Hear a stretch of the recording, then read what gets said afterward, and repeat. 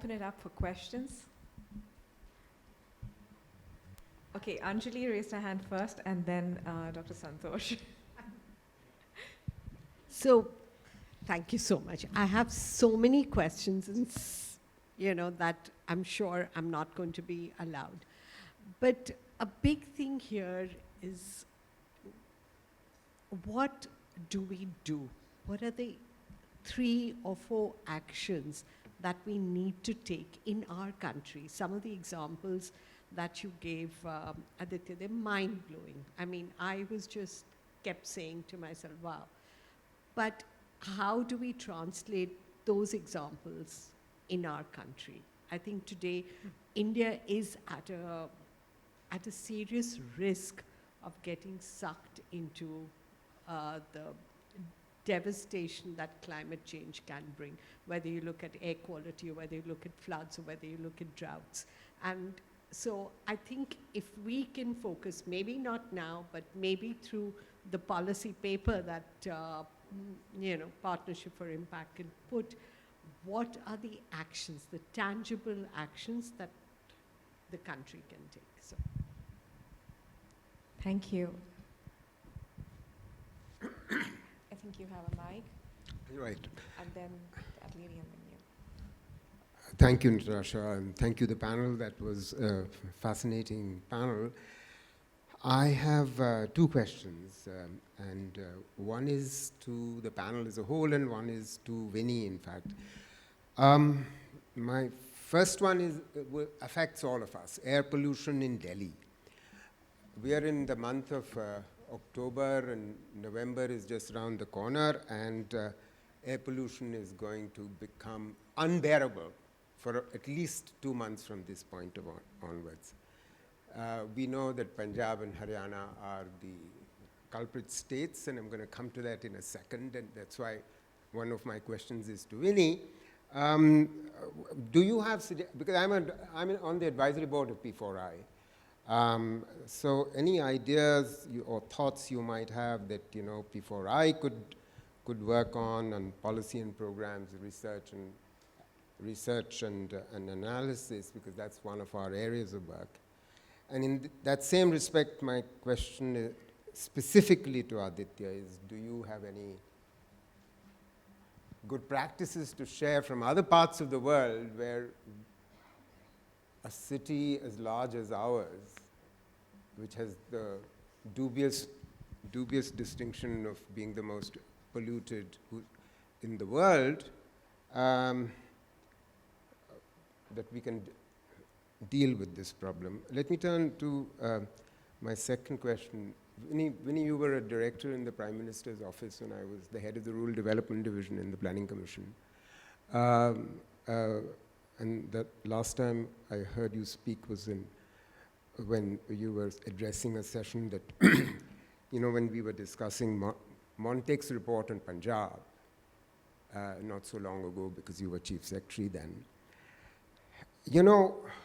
The elephant in the room, if you were a Punjabi, is the following, which is an elephant in the room for agriculture and the rest of the country as well, that 80% of surface water in our country is used by agriculture. Punjab is not only overusing its surface water, it's overused its groundwater. There's no good reason why it should be growing rice. What is it that we have not succeeded so far in doing in Punjab, which is leaving this legacy problem at a time when climate change is becoming a threat multiplier? Let me stop there. Thank you. I'll take 2 more questions, the 2 ladies who've raised their hands, and then we'll let the panel respond. So thank you. It was a really, really engaging and interesting session. I'm Priya from Oxford Policy Management. I have 2 quick questions. One, a clarification, and 2, a question. First one being, there was a lot of, and I sort of resonate with that, around localized solution and localization. But I feel the word localization can be quite ambiguous, And currently, in our country, with shrinking civil society space, a lot of managementization of development and disengagement with a lot of people-driven movement, what do we really mean by localization as a solution for or mitigation for climate change, number one. Number two, climate change exacerbates existing inequalities when we look at gender and children. So what is it that we need to do now, not in the context of climate change, that we really need to strengthen the gender equity in preparation to prevent the exacerbation during climate change? What are the sort of key strategies that we need to employ now? Thank you. Yeah. We all know that climate change is a global problem and the solutions have to be local. But are we really keen to use the hyper-local mediums for reaching out to communities and to build the last mile connectivity? I'm not very sure. It would be very interesting to know how the Ministry of Jal Shakti Mission and others are looking at the hyper-local platforms to reach out to the communities and build a true track communication. The second thing is that I just wanted to share that we are working with about 50 panchayats right now in Tamil Nadu and UP, and WASH and climate change are not part of the PPC or GPTP. And this is very surprising because, they are not even looking at climate change as a reality which is there. It's all about construction of certain things and, a number of things. This is like in UP, right next to Bagpat, and in Tamil Nadu, Kotagiri and Coimbatore. And we've realized that the panchayats are just not aware. And my last question, ma'am, and to the panel is that, whenever we look at philanthropies or others, everybody talks about scale. Now, when you are working with local communities and you're looking at feedback, scale comes much later. But everybody wants to know how many people will you reach, how will you do this, what is the impact, how will we measure. Now, climate change impact and everything for civil society members like us, it's so difficult to come up with an immediate impact. So these are some of the questions, and I think I've addressed my questions to all three present here. So would look forward to the answers. Thank you. Thank you. I'm going to leave it open to the panelists to take some. I think some of them were more comments than questions. So anyone wants to start off by answering some of them? I'm the first one, I guess, who has to go. So I'll keep my responses short. Thank you so much. I think there was a lot of richness to the questions.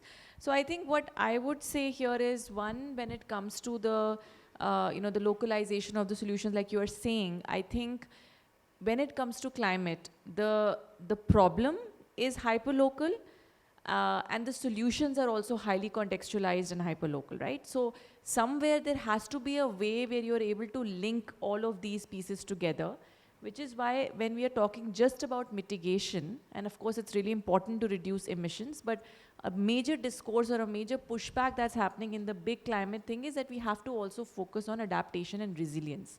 And only focusing on mitigation is not going to be enough. The question then becomes how? How do you do it, right? In a way where you're able to reach that last mile and yet make an impact.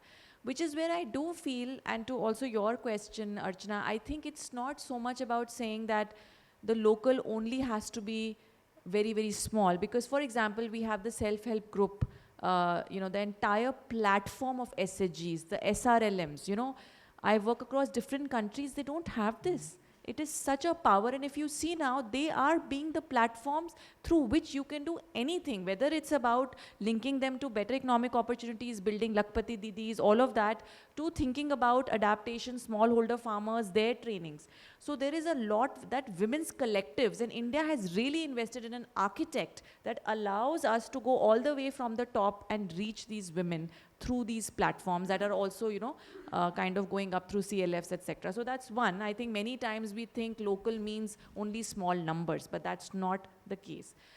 The second point I would just say, again, on the gender equality, I think if there is that intentionality, because again, data, your LME systems, your admin data, they have to start doing this disaggregated and collecting data at that level, because that's only through that you'll know, okay, like what the examples you were giving, how do they know that this is the most vulnerable area? Because they have good data systems, they have good feedback loops. So I think using those things as a tool, I think can also really help us. I'm sorry if I haven't answered all the questions, but So I'll answer Anjali's question on tangible actions. I mean, to me, it's very clear. We have a decision maker, we have a donor, we have someone from the technical field on the stage. We have all the ingredients here for a good tangible action, which is an ambitious effort to integrate climate risk in plans and programs that are touching people's lives at scale.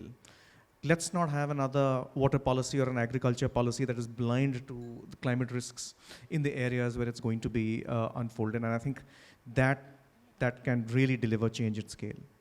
So to answer your question on pollution, I'm not an expert, but very difficult to find a comparable case study of a city at the similar level of wealth and development as Delhi, who's transitioned out of a pollution phase. There are lots of examples of highly polluted mega cities that have now become less polluted, London being a notable example. Again, some parts of that story are comparable, some are not. LA being, of course, the most notable example that was terribly polluted in the 80s and has systematically depolluted over the decades. And I think we can go into the reasons for that. London, the congestion charge is by and large seen as one of the biggest levers for reducing pollution in the city. But again, the reasons for why London was polluted are very different to why Delhi is. And I really think it's a wicked problem. There are behavior change components to it. There are financial components to it. There are policy components to it. There are highly technical components to it. There are cultural reasons for it. So I think a silver bullet solution for this problem, I don't think exists, even though, for Delhi, correct. Even though I know that there is a lot of investment in mechanization that is taking place to reduce crop burning. Let's see how much benefit that delivers. Gee. And the third thing on localization, I think we've come a long way in really pinning down localization, and to me it's no longer ambiguous. I think key to localization is this idea of agency, where we have to make local institutions agents of change, and that's much more than just a value-driven statement. It's about making sure that financing reaches the local level, and as I said, big bilateral donors like USAID are now committing to making sure that 50% of all the money goes directly to local institutions that will have a big impact on the degree to which localization comes to life in an operational way. Also, there are principles now, there are these 7 principles for local climate adaptation that I think really give some shape to what was previously quite a amorphous sort of idea. Thank you. So we're at time. So I'm going to just ask any closing thoughts, any last reflection or critical ideology you want to leave anyone with? I think we are between dinner and... Yeah, I think we're at that time. So I'm going to hand it over to you. Thank you, everyone. Shantanu, over to you.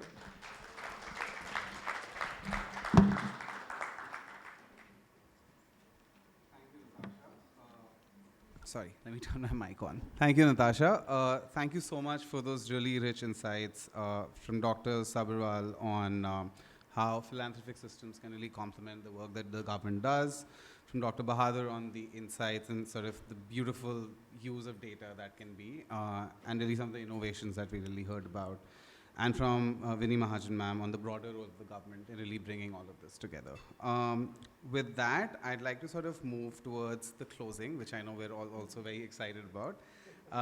We'll also want to invite Mr. C.K. Mishra and Dr. Indu Bhushan on stage to felicitate our panelists and our moderator with the handover of a few gifts from Partnerships of Impact. Mr. Mishra, Dr. Bhushan, if you'd just quickly like to make your way up to stage.